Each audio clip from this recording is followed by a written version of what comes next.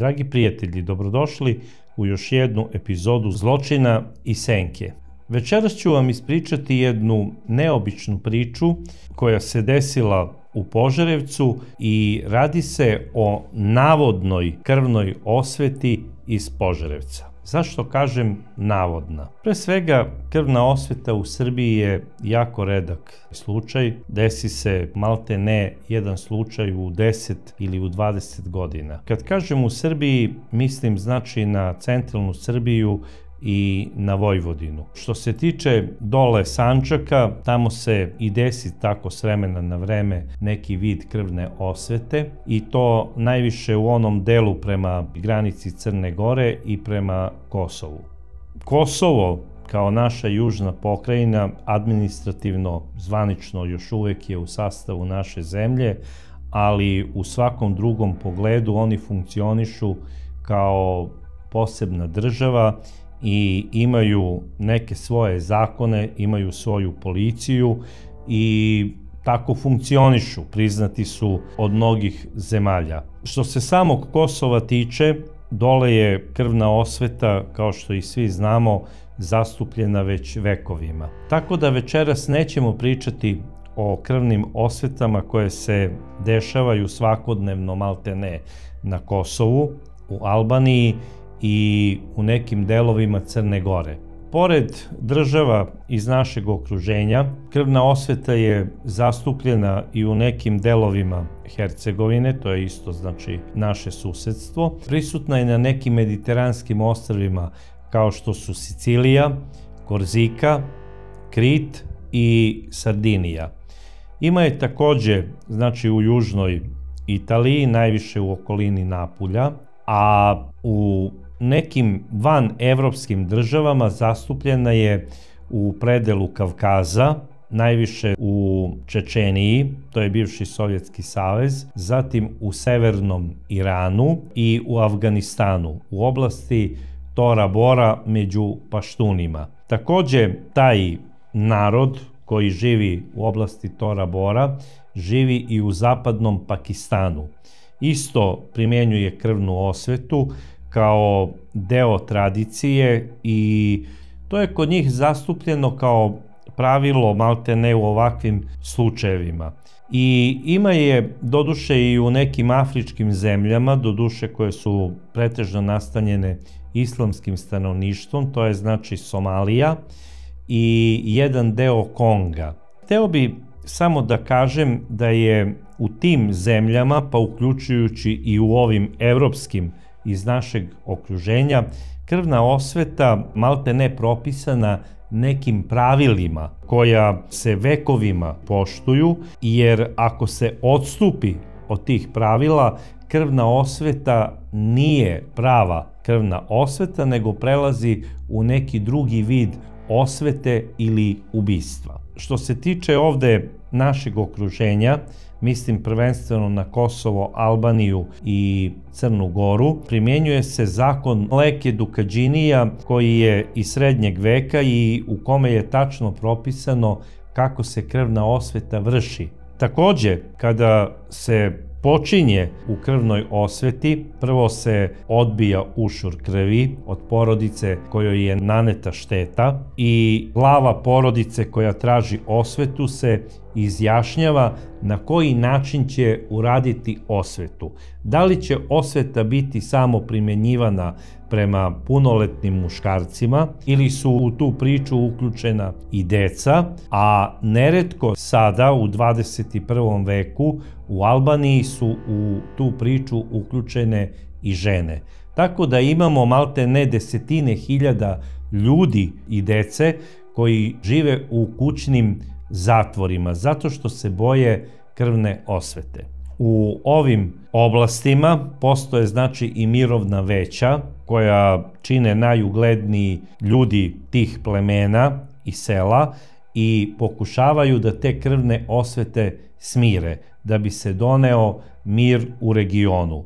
I na sreću neretko uspevaju da umire krvne osvete koje su stare čak i više decenija. Pa neke mogu slobodno reći i vekovima. Između pojedinih fisova u Albaniji i na Kosovu. Najstarija krvna osveta koja je u Crnoj Gori vršena trajala je 86 godina i odigrala se u Katunskoj nahiji kada je ubijen rođeni brat Nikole Kaluđerovića, o kome ću posebno raditi jednu emisiju, jer način vršenja krvnih osveta u ovim oblastima koje sam naveo iz okruženja je sasvim drugačija priča od ove koju ću vam ispričati večeras. U ovoj priči iz Požarevca glavni akteri su Dragan Stepić, star 58 godina, i Stojan Stanojević, star 70 godina. Dragan Stepić je čovek koji je bio zaposlen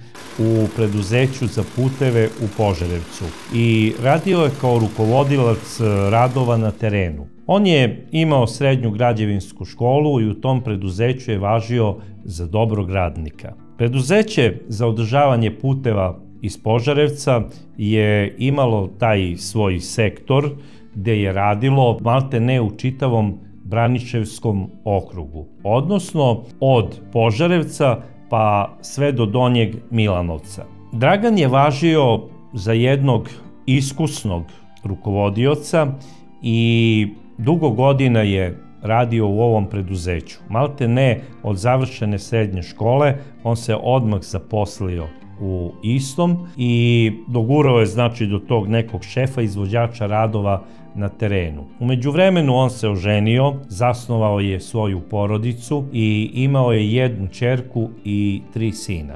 Živeo je u idealnom braku, svi su ga poštovali, znači i komšije, a i ljudi sa kojima je radio u firmi. 90. godine su prošle kako su prošle, velika ekonomska kriza. Međutim, Dragan, i pored toga što je imao puno ponuda da ide da radi u inostranstvo kod nekih svojih prijatelja i rođaka, on je ipak odlučio da ostane u svojoj firmi. Nadao se nekim boljim vremenima i rekao je ipak će sunce ogrejati posle kiše.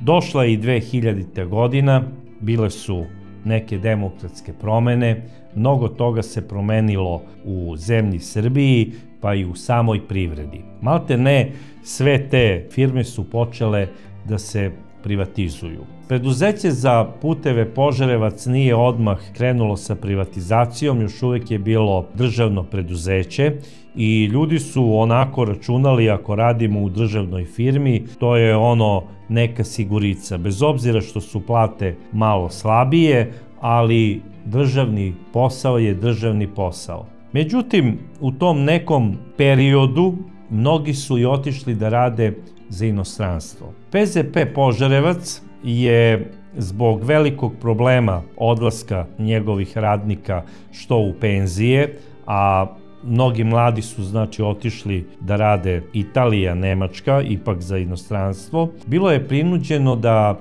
prima radnike na ugovor.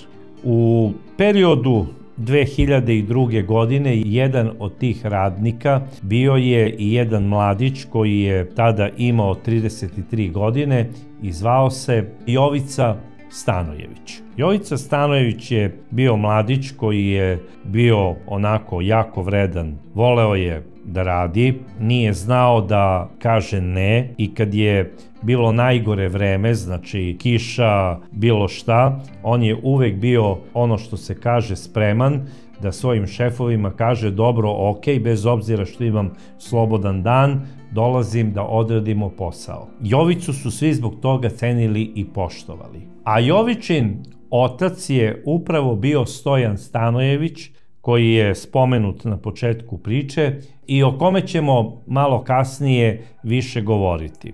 Ta 2002. godina bila je jako kišovita godina. Stalno je preduzeće za puteve imalo neke intervencije na terenu. I razni problemi su se dešavali te godine sa putevima, zbog čega su radnici firme za održavanje puteva bili malte ne svakodnevno na terenu i pod velikim pritiskom.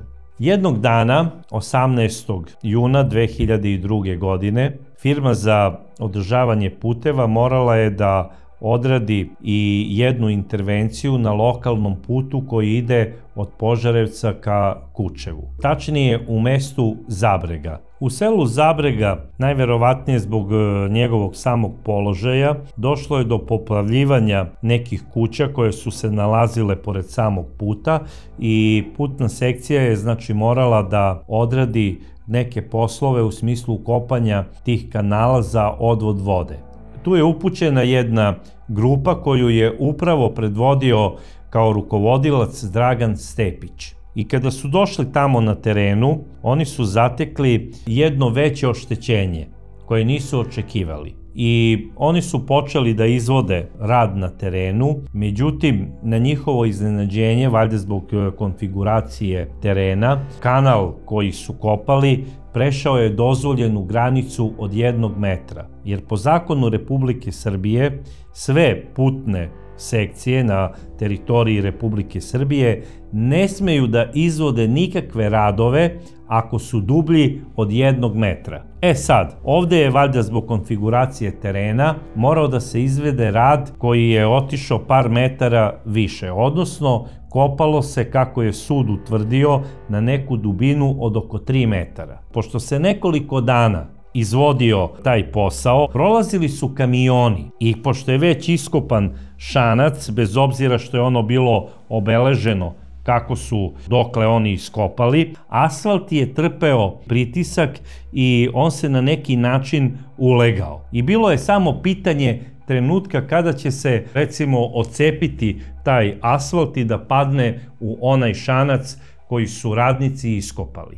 I Dragan Stepić, bez obzira što je video, znači da se tu radi sada o kanalu od nekoliko metara, on je ipak poslao nekoliko svojih radnika u taj kanal kako bi odradili neke poslove, da saniraju, znači, dalje urušavanje zemlje u isti i da najverovatnije postave neke odvodne cevi za primanje vode i da bi se posle toga izvršilo zapeskivanje i asfaltiranje tih cevi, da bi put mogao da funkcioniše. Međutim, prethodne večeri su tu prolazili kamioni pod velikim teretom i asfalt je bio napukao. To sada niko nije mogao da zna i niko nije primetio od radnika kada su stigli i kada su ušli u taj šanac pored puta da izvode posao koji im je dao poslodavac, odnosno rukovodilac, zapravo Dragan. I sada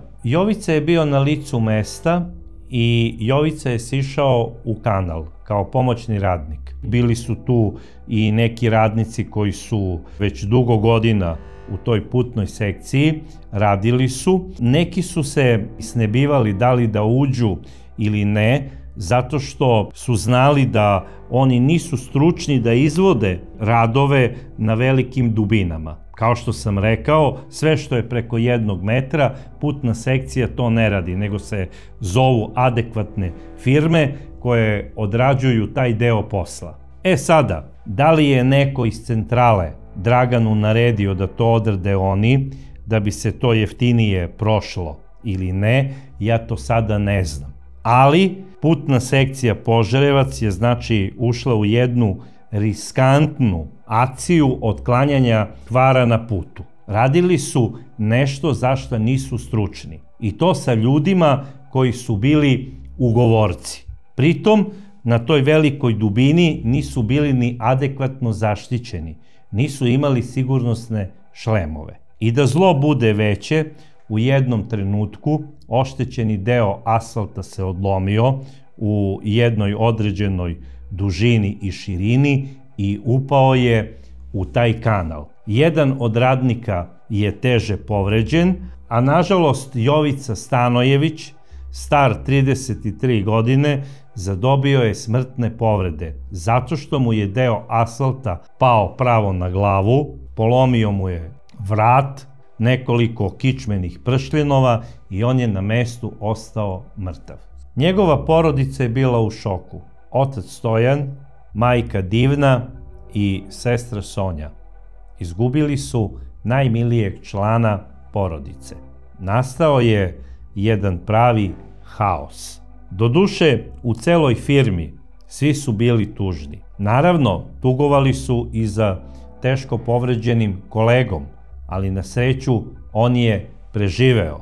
Međutim, Jovica nije imao tu sreću, on je poginuo tog 18. juna 2002. godine i posle toga je rađena obdukcija, utvrđena je sigurna smrt, poginuo je na radnom mestu kao ugovorac i sahranjen je na gradskom groblju u Požarevcu. Porodica Stanojevića je bila u šoku, posebno otac Stojan.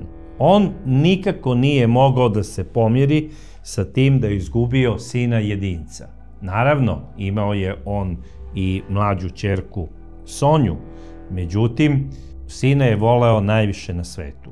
I nikako nije mogao da shvati da je sada njegov sin mrtav.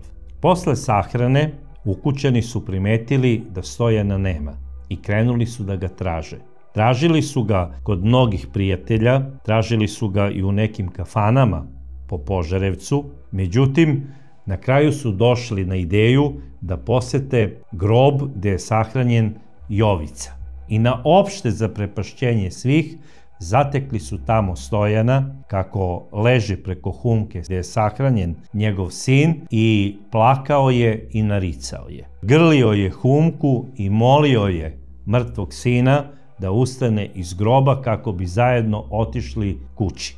O jednim zadušnicama, znači kada masovno ljudi izlaze na groblja, neki ljudi su ga čuli kako je onako poluglasno govorio iznad humke svoga sina: sine, tvoja smrt neće ostati nekažnjena. Naravno, to što su ljudi čuli, čula je i policija. Kako? Tako što je najverovatnije neko od tih ljudi i prijavio to policiji. Na što je tačno Stojan mislio kada je rekao: sine, tvoja smrt neće proći nekažnjeno? Da li je mislio na sudski proces koji je trebao da se vodi protiv nekih rukovodilaca iz firme za održavanje puteva iz Požarevca, ili je mislio nešto drugo? To ćemo tek videti kasnije, ali krenulo je suđenje i malte ne je usmereno samo u jednom pravcu. Zapravo svi su krivicu svalili na rukovodioca koji je tog dana bio na terenu, odnosno na Dragana Stepića. Iako se on u jednom trenutku branio da je njemu iz direkcije naređeno da on odradi taj deo posla, njega je tužilaštvo teretilo zbog toga što je izveo rad koji je na većoj dubini od 1 metra i što je u kanal poslao ljude koji nisu imali adekvatnu zaštitu za rad. Znači nisu imali šlemove i neku drugu opremu. I naravno porodica Stanojević kompletna je pratila tok ovog suđenja i očekivali su sudsku presudu. I na njihovo opšte zaprepašćenje, kada je sudija izrekao kaznu Draganu Stepiću, koja je glasila 6 meseci zatvora i koja može da se preinači, znači, na uslov, to je kod porodice Stanojević izazvalo veliki šok. Posebno je to bilo razočarenje za oca Stojana. On je počeo odmah tu u sudu da preti, između ostalog pretio je i tužilaštvu, pretio je i sudiji, a naravno pretio je Draganu Stepiću. Posle toga je on čak i otišao ispred kuće Dragana Stepića i pretio je kako će mu se osvetiti on lično, jer kako je sam izjavio, a to su čuli mnogi ljudi, odnosno Draganove komšije, pošto nema zakona u Srbiji da Draganu donese presudu, presudit će mu on lično. Dragan se uplašio za sebe i za svoju porodicu i slučaj je prijavio policiji. S obzirom da je Stojan Stanojević u tom trenutku posedovao pištolj sa urednom dozvolom, isti su mu oduzeli i izrekli su mu meru upozorenja da se ne približava kući Dragana Stepića, koja se nalazi u požarevačkom naselju Busije. To što je policija tražila od Stojana Stanojevića, to je ostalo samo mrtvo slovo na papiru. Pištolj su oduzeli, ali on je i dalje nastavio da preti Draganu Stepiću. Ne samo sada kada bi otišao ponekad ispred njegove kuće i kad god bi ga sreo u gradu, on bi mu pretio. A svojim prijateljima Stojan je govorio, evo kako se ponaša Dragan, on je odgovoran za smrt moga sina Jovice, jer ga je poslao na veliku dubinu, tamo 5 metara pod zemljom, jer on je sada i povećao u toj priči sa prijateljima tu dubinu i on se sada nonšalantno ponaša, nije nikada izrazio saučešće ni meni, a ni mojoj supruzi Divni. I mi smo jako ogorčeni i na sudstvo i na ponašanje samog Dragana. Ja sam čak čuo, znači to je govorio Stojan svojim prijateljima, da je Dragan prodao neki svoj veliki stan i da je od tog novca platio advokate, tužilaštvo i sudije. Sada naravno ja pretpostavljam da je to samo bila Stojanova uobrazilja. Kakvi su tačno zakoni bili u tom trenutku za ovu vrstu zloupotrebe službenog položaja od strane Dragana Stepića, ja baš i nisam siguran. Ali mislim da je sud doneo neku presudu tako što je razmotrio sve okolnosti i izrekao je, pretpostavljam, najblažu kaznu, zbog koje je porodica Stanojević bila jako ogorčena. I sada svi su u Požarevcu govorili, ma dobro, čovek je ogorčen, on samo tako priča, preti, ali ništa se tu neće desiti. Međutim, neko je policiji prijavio da je Stojan od nekih svojih prijatelja iz Makedonije nabavio automatsku pušku marke Kalašnjikov i kompletni borbeni rap municije, odnosno čitavih 120 metaka. Policija je izvršila pretres kuće Stojana Stanojevića i pronašla je ovu pušku i municiju. I zbog ilegalnog posedovanja automatskog oružja Stojan je dobio zatvorsku kaznu od 6 meseci. U tom trenutku to je bila najmanja kazna za ovu vrstu krivičnog dela i nije mogla da pređe u nikakav uslov, zato što mu je pre toga već oduzet pištolj, doduše, koji je bio na dozvolu, ali je oduzet zbog pretnje.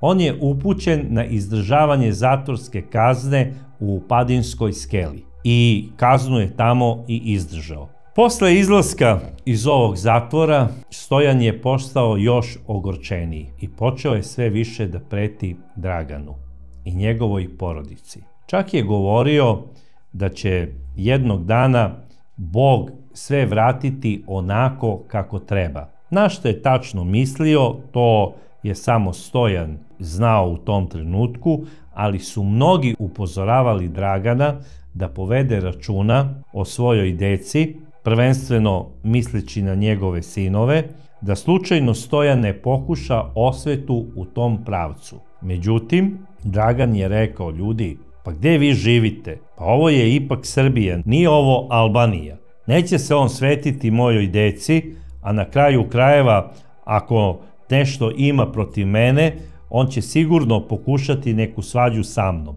I to je sve tako išlo, svi su mislili da je taj slučaj na neki način slegao, jer prošlo je puno vremena. Punih 14 godina. I tačno u junu mesecu 2016. godine, malte ne bližio se onaj datum kada je nastradao Jovica, Stojan je izašao u grad, bio je to ponedeljak, 13. jun. Rekao je svojoj supruzi Divni da ide do pijace da prošeta i da kupi neke stvari. Međutim, Stojan se dugo zadržao. Nije ga bilo nekoliko sati i supruga Divna krenula je do pekare da kupi hleb.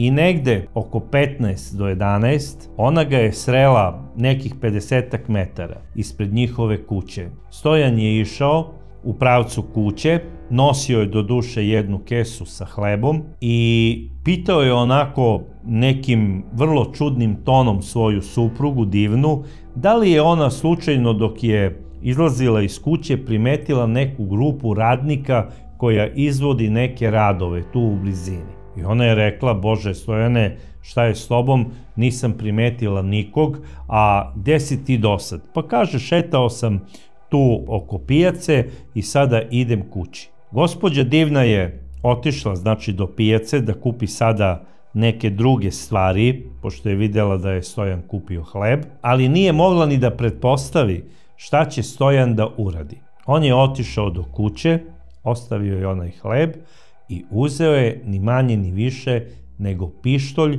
koji je imao na ilegalni način. Stavio ga je za pojas, izašao iz kuće i uputio se u susednu ulicu od njegove ulice. A to je bila ulica Jugovićeva i otišao je tačno na broj 17, jer je znao da tamo grupa radnika izvodi neke radove. Zapravo postavljali su behaton kocke po dvorištu i pravili su onu šahtu za vodu. Znači, ukupno je bilo 3 radnika. Jedan je bio poslovođa, a to je upravo bio sada Dragan Stepić, koji je u međuvremenu postao privatni preduzetnik i izvodio je, znači, građevinske poslove, pogotovo sređivanje tih finalnih delova oko gradnje kuće. Imao je 2 radnika i on je nadgledao poslove. Jedan radnik je bio u šahtu, a drugi je radio sa kockama. I taj koji je radio sa kockama video je da na kapiju ulazi čovek koji je išao onako smireno, jednim laganim hodom, prilazio je njegovom poslodavcu Draganu i njegovom kolegi koji je bio u šahtu. I onako on ga je samo kričkom oka odmerio i nastavio je da radi svoj posao. Mislio je, čovek ide nešto da pita, da sigurno se interesuje za neki posao i tome slično. U jednom trenutku on je čuo pucanj.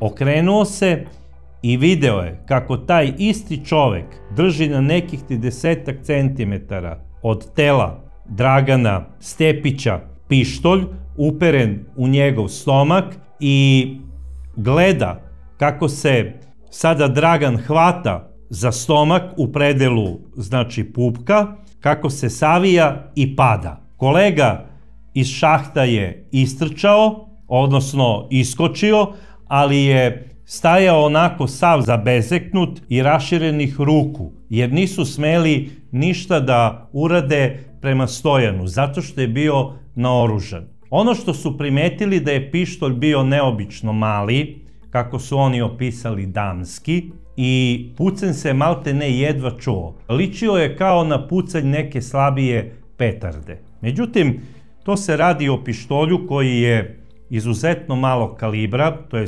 kalibra 6,35. Međutim, taj metak ima izuzetno jako punjenje. A s obzirom da mu je zrno lako, kada uđe u telo čoveka, pravi veliki rikošet, odnosno ide cik-cak. I kada je ušao u stomak Dragana Stepića, on je napravio cik-cak putanju i prošao je malte ne kroz sve njegove vitalne organe. Prošao je kroz jetru, prošao je kroz stomačnu aortu i završio je u levom bubregu. Dragan je pao, počeo je da ječi i samo je rekao, ljudi, zovite hitnu pomoć, ubi me Stojan. Stojan je držao i dalje u desnoj ruci pištolj, pogledao je radnike, rekao je, ljudi, ja protiv vas nemam ništa, budite mirni. Izašao je tako što je išao unazad prema kapiji, najverovatnije plašeći se da ga radnici ne bi napali. A onda se okrenuo i mirnim hodom je nastavio da ide niz ulicu. Radnici su pozvali hitnu pomoć i policiju. Međutim, policija nije imala potrebe da traži Stojana Stanojevića, zato što je on istim tim laganim hodom ušetao u dežurnu službu policijske stanice u Požarevcu. I rekao je, treba mi dežurni policajac. Kada je došao dežurni policajac i pitao ga je, gospodine, šta treba, on je rekao, meni sada ne treba ništa. Ono što mi je trebalo, ja sam uradio. Ubio sam dušmanina koji je odgovoran za smrt moga sina, osvetio sam sina i sada mogu mirno da umrem, da odem u zagrljaj svome sinu, jedincu koji me čeka punih 14 godina. I na poklon ću mu povesti i njegovog dušmanina Dragana Stepića. Stavio je pištolj na pult ispred dežurnog policajca i rekao mu je, sada možete raditi sa mnom šta god želite. Za to vreme hitna pomoć je došla u ulicu Jugovićeva broj 17, pokupila je telo Dragana Stepića i odvezla ga je u urgentni centar Požarevačke bolnice, gde je odmah operisan. Međutim, prilikom operacije, zbog velikog oštećenja unutrašnjih organa, njegovo telo nije izdržalo. Dragan Stepić je umro prilikom hirurške intervencije. Naravno, posle ovog događaja nastao je veliki šok ne samo u Požarevcu, nego u celoj srpskoj javnosti. Zato što su sve novine pisale da se eto i u Požarevcu izvršila krvna osveta posle 14 godina. I svi su okarakterisali ubistvo Dragana Stepića kao čin krvne osvete. Tužilaštvo je u prvom trenutku drugačije posmatralo ovo ubistvo i prvo je podnelo zahtev da se Stojanu Stanojeviću sudi po članu 113, gde je predviđena kazna od 5 do 15 godina. Međutim, kada je počelo suđenje, Stojan je rekao da je 14 godina svakim danom u mislima bio sa svojim sinom i da je samo razmišljao kako da ubije Dragana Stepića. Takođe, ostaje velika misterija da li je Stojan u nekom trenutku možda razmišljao da ubije i nekog od članova porodice Dragana Stepića. To niko nije doduše čuo da je ikada izgovorio Stojan, ali pričaju se priče da je možda imao i tu varijantu. Bilo kako bilo, ovo je okarakterisano ipak kao teško ubistvo na kraju krajeva. Član je promenjen u toku suđenja, podignut je na član 114 i Stojan Stanojević je posle godinu dana u oktobru 2017. godine osuđen na 30 godina zatvora, jer je delo okvalifikovano kao teško ubistvo iz osvete, odnosno zbog krvne osvete. Veliki šok za celu Požarevačku čaršiju, a bogami i za sve ljude. Svi su govorili kako razumeju oca, da je pretrpeo veliki bol zbog gubitka svog sina, ali da je to ipak bio nesrećni slučaj. Njega na kraju krajeva Dragan Stepić nije ubio. Nije to bilo sada da su se oni posvađali pa da ga je ovaj nečim udario ili da je pucao u njega ili na bilo koji način da je izazvao njegovu smrt. Možda je on u tom trenutku mislio da najbolje rukovodi, napravio je grešku. Možda je sud trebao da donese i neku možda jaču kaznu zbog te greške i zloupotrebe službenog položaja, odnosno izazivanja opšte opasnosti za radnike, jer ih je naterao da rade u nekim neadekvatnim uslovima, jer njihova firma na kraju krajeva i nije bila specijalizovana i obučena da radi na većim dubinama od 1 metra. I on nije smeo da pošalje svoje radnike. I ovaj slučaj treba da bude opomena svim rukovodiocima da ništa ne rade na svoju ruku, nego samo neka rade po PS-u, po pravilu službe. Ako njihova firma ne sme da izvede taj rad, onda nemoj da teraju ljude da to rade. I možda je sud trebao da donese neku kaznu od par godina zatvora, ja sada ne znam, mrtvog Jovicu ništa ne bi vratilo i da su osudili Dragana na smrt, ali oca je to jako revoltiralo što je njegov rukovodilac za pogrešno rukovođenje dobio samo uslovnu kaznu zatvora. Krvna osveta se javlja u onim sredinama gde država nije sposobna da donese ispravnu presudu i da zaštiti svoje građanstvo od nekog zla. Međutim, ja ipak mislim da je naša država jedna uređena zemlja, da sudovi rade koliko toliko ispravno, doduše nekada donesu neke nerazumljive presude, ali uglavnom su to ipak, mogu reći, zakonski ispravne presude i da potrebna za krvnom osvetom u Srbiji je apsolutno nepotrebna. Ja ne znam koje su kazne predviđene za ovo krivično delo za koje je suđeno Draganu Stepiću. I ne znam koja je najmanja kazna, a koja najveća za pogrešno rukovođenje u firmi gdje se desi smrtni ishod nekog radnika. Ali verujem da građani našeg regiona nisu zadovoljni sudskim presudama i da gubitkom vere u sam sud često daju sebi za pravo da pravdu uzimaju u svoje ruke i da traže ono bukvalno oko za oko, zub za zub. I to dovodi do ponovnog javljanja i pojavljivanja krvne osvete, čak i u onim sredinama gde su davno iskorenjene i nestale. Jer na kraju krajeva, još Karađorđe je, kada je podigao taj ustanak i kada je počeo da stvara državu, on je doneo zakon protiv krvne osvete u Srbiji i zabranio ju je.